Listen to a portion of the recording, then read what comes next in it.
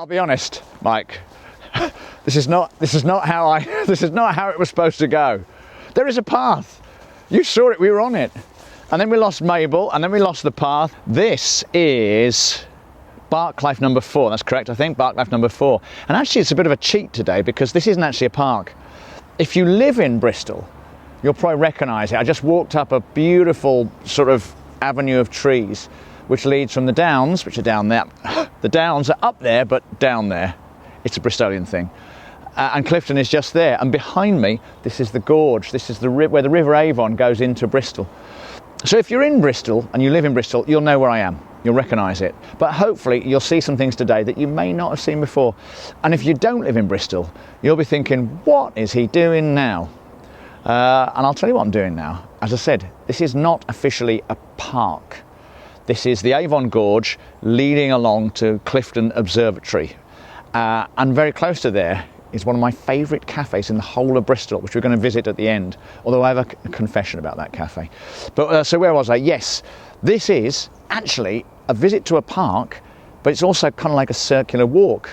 So there you go, bit of a mystery. So if you fancy joining us, do come along. Mike has lived in Bristol his whole life, pretty much, and has just said to me, I've never been down this path we're about to go down, and nor have I. But I kind of think I know where it comes out, so we're going to head off. For the moment though, let's go past these just saw some really pretty flowers here. And I was just saying to the dogs, aren't they pretty? And Rufus went over and weed on them, which tells you something about dogs or flowers or me, I don't know which.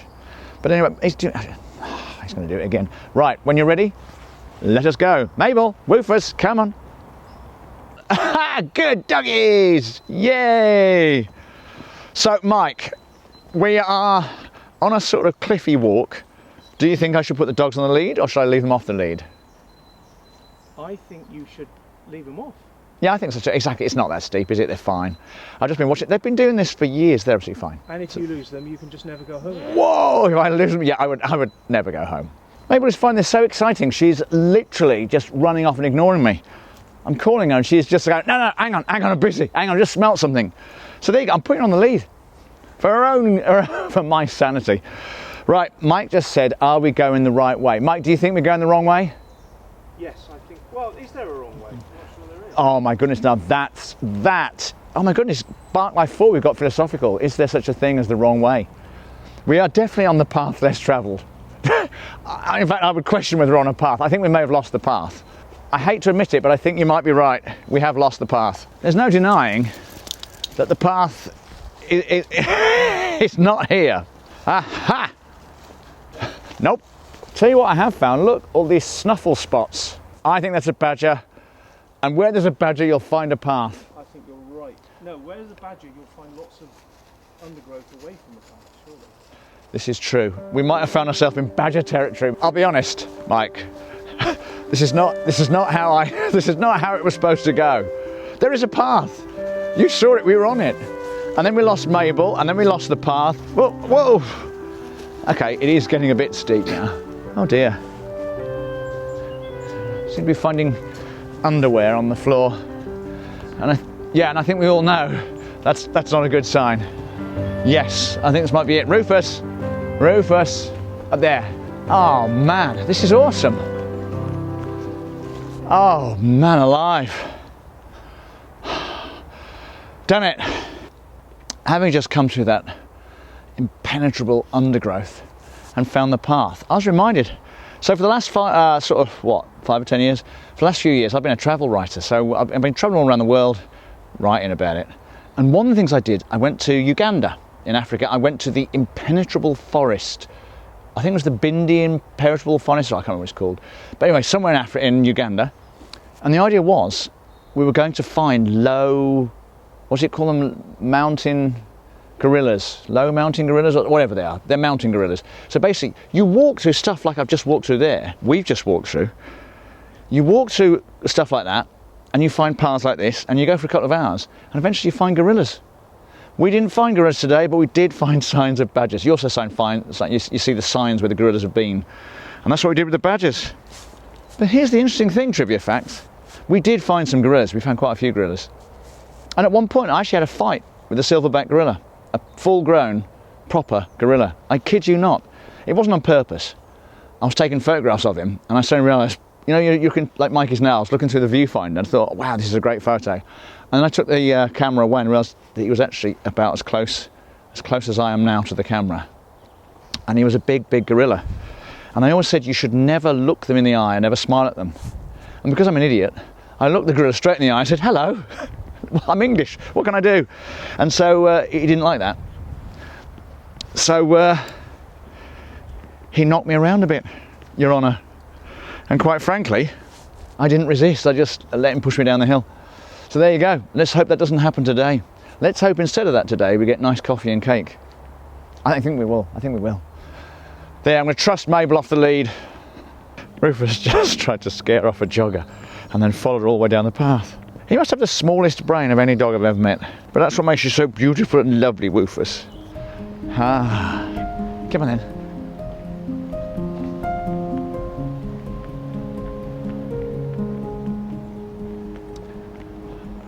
I like this, it's like unwrapping a present. So there you go. This is why we came this way. We get an odd view of the suspension bridge. Again, if you live in Bristol, you'll see this all the time. And if you don't live in Bristol, this is probably one of the few things you'll know about Bristol, is we've got Clifton suspension bridge just ahead of us. But we're approaching it from a weird way. We're about to go down to this busy road called the Portway. It goes under the bridge. So it'll be a bit gritty and busy and grimy, but it's worth it, We get to look at the lovely river, the lovely bridge and the lovely weather and the lovely gorge. So all in all, this is one of my favourite walks.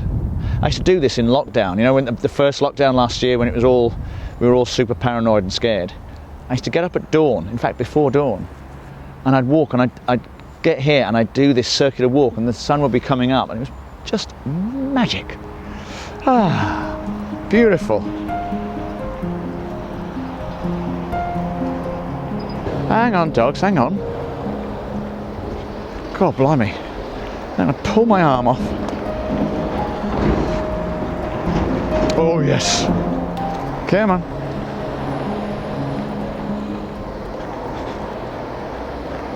Whoops.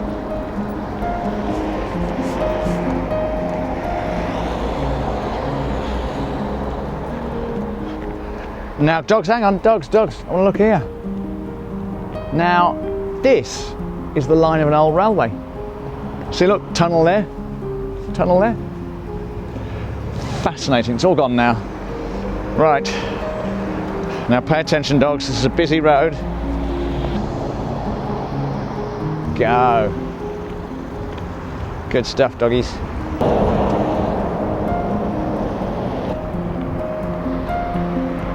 Now that's one of the things that was different in that first lockdown. When I used to walk here around dawn, there were no cars. There were one or two lorries and delivery vans like that, but no cars. I'm not sure how I feel about the cars. Oh, look, see, do you know what? I definitely have a love-hate relationship with this part of the world. I was just saying back there about the cars. On one hand, they're a bit annoying and smelly and noisy, and the same is true for the mud. You look at it and it's pretty ugly. It's slimy and it's smelly, but you do get lots of nice birds to watch, and I do like watching birds, so that's nice. And then in a couple of hours' time, the tide comes in and the mud all gets covered, and the water will be really high actually. It'll be up to the grass, and you get boats coming up and down. It's really pretty. Oh, and wow, look up there. There is a buzzard. I actually think it might be a peregrine. So at this point, you've got a choice. You can either look at the ugly road, or you can cast your eyes heavenwards and bathe in the beautiful views. But you have to shout if you want to hear yourself thinking. Well, one last thing. Can I just draw your attention to, there's a little yellow balcony up there towards the top of the cliff. I'll tell you all about that later. But for now, I'm just going to enjoy this view and the brief peace and quiet. Hang on, enjoy it now.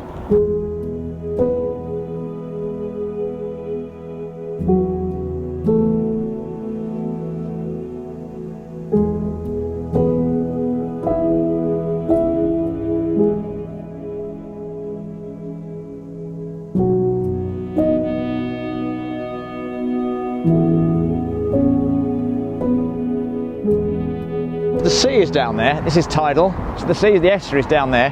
Boats used to come up the estuary. It was really hard work. It could sometimes take a week to get from the estuary into Bristol, which I can cycle in about sort of 40 minutes. So it would take them a week to come up, so they have to stop on the way, obviously. But you'll notice there's a lot of mud in the river.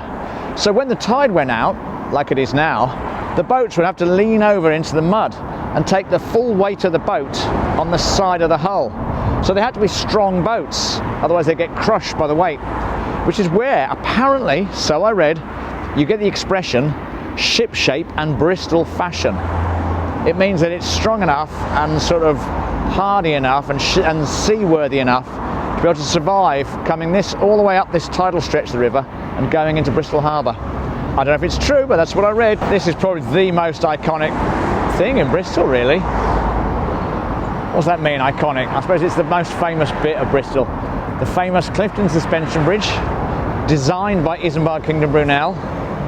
Although, trivia fact, he wasn't alive when it was finished, and it doesn't look exactly the way he had it planned. I think they ran out of money. And I think they bought the bits, so they bought some of the bits from another bridge.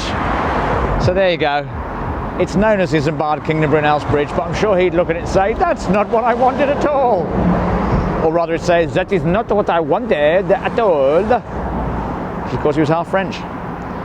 But there you go, that's what I love about Bristol. All our famous bits come from people who don't come from Bristol. But I like that. I don't come from Bristol either, but I love it. Okay, come on dogs, go, go, go. Hup, hup, hup, hup, hup. Well done for being so patient. Hang on, hang on. There you go, and there you go.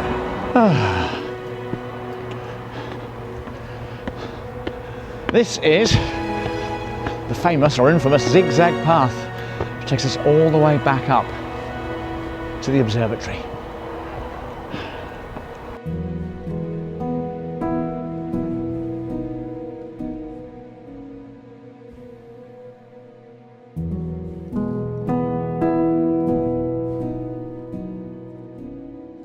Mabel, Mabel, Mabel, come here. Look, she's not deaf, she's just rude. Mabel, Mabel, come here.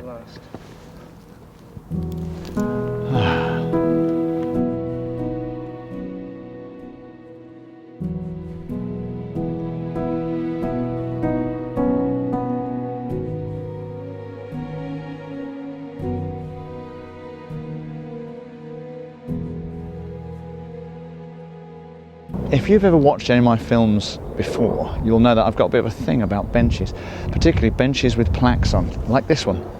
It is in memory of a guy called Mark Wright, who died in 2017.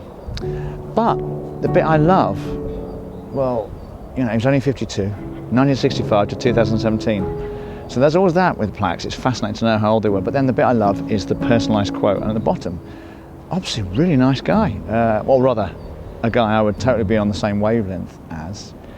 They've written, take time each day to be with your children, hug the love of your life and have fun. If this short life has taught us one thing, it is surely to live for these moments. God, I love that. It's like poetry. Also, it's got a very nice view. So I'm going to spend a moment with two of my loved ones, which is you, Woofers, and you, Mabel. Mabel! Oh my goodness, three, Mike, really? Okay, 2.5 of my loved ones, and enjoy the view and think of all the gorgeous, precious moments, yeah, that I've had with my kids and grandkids and dogs and friends and family. Thanks for the bench, Mark, and your mates.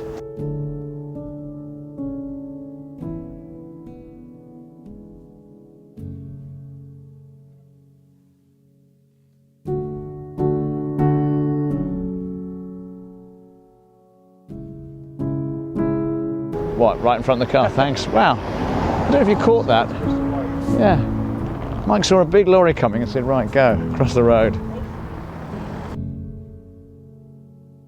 You have no idea how long I spend standing here waiting for Mike to fart us around with the camera while people go past and they go, oh, no, look, it's fine, honestly, he's just mucking around. And also, only 3 people watch this film, and that means you and me and Mike. Right, up there. is the rock slide, the very famous rock slide. If you live in Bristol, you will know it. You've probably been down it. Generations of small children and foolish adults, including myself, have slid down there, and they've worn it so it's nice and shiny and smooth and slippy. I used to come with my kids, now come with my grandkids. It is awesome. The end of a perfect day out. So there you go.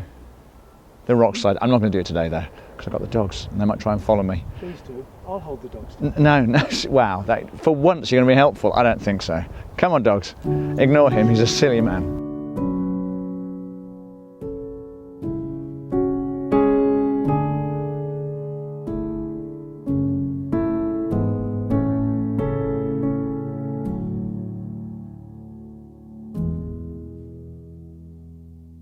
This thing behind me is the Clifton Observatory. Originally, as you can probably tell, it was a windmill, apparently. And then they turned it into an observatory, and now it's basically like a little tourist haven. Tourist haven? Yeah, tourist haven. So there's got the camera obscura at the top, which is a pleasantly ridiculous thing, where you go in the room and you can see views of Bristol thanks to an old-fashioned camera obscura device. And then you've got the actual observatory, which is a lovely cafe, and there's a tunnel underneath there. Do you remember I pointed out, when we were down the busy road at the bottom, I pointed out a yellow balcony that was sticking out of the cliff, just next to the bridge, high above the road. Well, there's a tunnel that leads from the observatory behind me down to that yellow balcony. It's called the Giant's Cave, and it's very nice. What else can I tell you? What else I can tell you is this. Thousands of years ago, where we are standing now, was a Bronze Age settlement, apparently. So this behind us was a wall. There was like a mound and a wall all the way round with a ditch beyond it. And this is where like the first people of Bristol lived. And it's now, Clifton is where the posh people of Bristol live. So there you go, very exciting. But even more exciting is that we've basically finished the walk. The cars are just behind the camera, just down there. So we're not going to go back to the cars, we're going to go to the cafe, which is about 3-minute stroll that way. So there you go. That's the end of the walk officially. And I must confess, I'm ready for a coffee now. Time for my exotic sandwich. No, Mabel, not for you, darling. Ooh, there you go, perfect end to a rather glorious day. And I can't put my coffee down because Mabel will lick it. Yeah, she'll have it. She will. Well, she'll just sniff it and then I'll think, ooh, I don't want it anymore. Anyway, cheers.